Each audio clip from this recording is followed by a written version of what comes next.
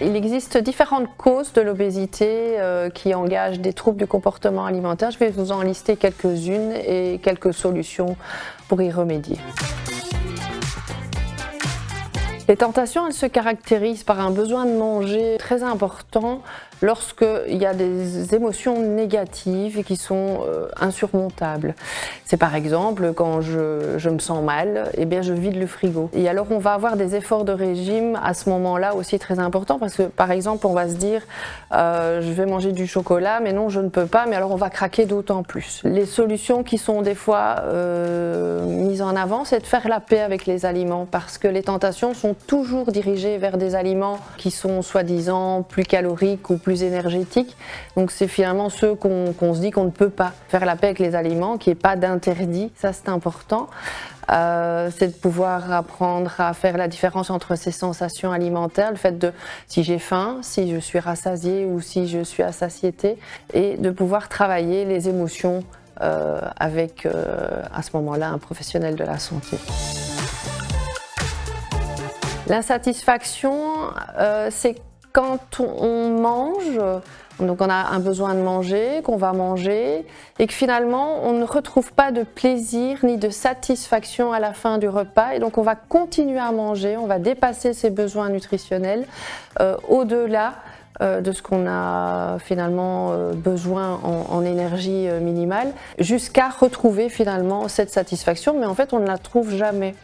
Et donc ce qui pousse finalement des ados, des jeunes enfants à manger énormément de calories, tout simplement parce qu'ils recherchent en fait ce plaisir à manger qu'ils n'ont pas ou qu'ils ont complètement perdu.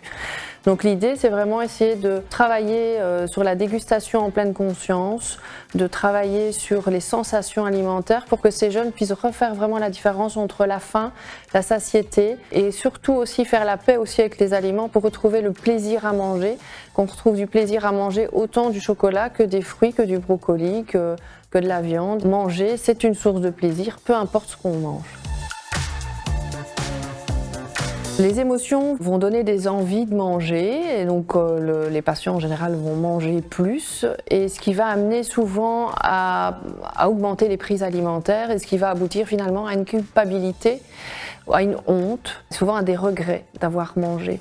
Cette culpabilité d'avoir mangé, elle est très importante et elle peut être très lourde à porter, ce qui peut amener souvent à des restrictions et à des efforts de régime et des choses qui ne sont pas tout à fait adaptées dans l'alimentation équilibrée. Ce qui est important, c'est de pouvoir instaurer une relation de confiance et une relation positive à la nourriture par rapport à ça. Apprendre à augmenter sa tolérance à la frustration, à la tolérance aux émotions, qui va être une grande aide aussi pour pouvoir gérer ceci. L'aide avec un professionnel de la santé est vraiment important dans ce cadre-là, puisque ce sont des envies émotionnelles de manger. Donc travailler sur la nourriture en tant que telle ne va pas beaucoup aider, bien qu'une diététicienne pourra aider, mais là on doit vraiment travailler la relation à la nourriture.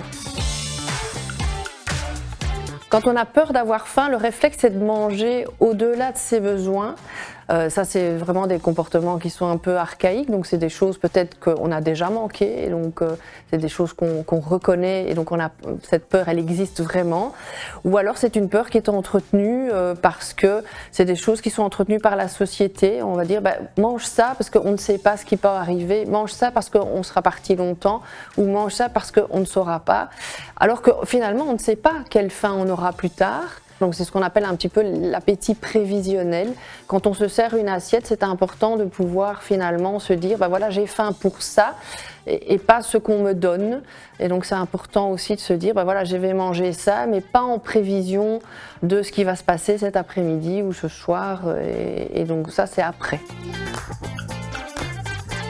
Alors parfois on veut bien faire, et donc on suit à la lettre des plans alimentaires qu'on nous aurait donnés ou qu'on aurait vus dans des magazines ou autres. C'est assez que ça ne nous correspond pas forcément. Moi parfois j'ai des gens qui me disent voilà, je n'aime pas les yaourts, mais dans mon plan alimentaire je dois manger un yaourt. Forcément, si on s'oblige à manger quelque chose qu'on n'aime pas parce qu'on nous dit que c'est bon à manger, ça ne va pas durer dans le temps et ça ne va pas avoir un impact positif et ça ne va pas du tout entretenir les relations saines avec la nourriture.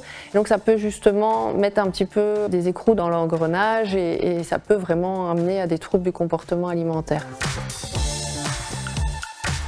Dans notre notre éducation, on a appris finalement à ne pas gaspiller, à ne pas jeter. Et donc souvent on nous dit, bah, voilà, termine ton assiette. Et donc on prépare beaucoup, il faut tout terminer. Forcément, là on risque de manger au-delà de nos besoins nutritionnels, puisqu'on va manger au-delà de nos sensations alimentaires aussi. Donc on risque de manger au-delà de notre propre faim. Maintenant, on vit aussi dans une société où il y a des frigos, où il y a des Tupperware, où il y a des tas d'autres possibilités. On peut remanger un autre repas. Je vais donner un exemple très simple. Par exemple, c'est l'histoire de la praline. On va manger une praline, puis bon, elle nous plaît bien, etc. On va se dire, bah, tiens, on va manger une deuxième praline. Et puis finalement, au bout de la deuxième, on se dit, bon, bah, finalement, j'ai quand même entamé le paquet, bah, je vais le finir parce qu'on ne va pas jeter. Et puis, mais finalement, après, on a mangé le paquet entier. Donc, c'est important de pouvoir vous faire aider par des professionnels de la santé autour de l'alimentation pour pouvoir pratiquer et expérimenter tous ces exercices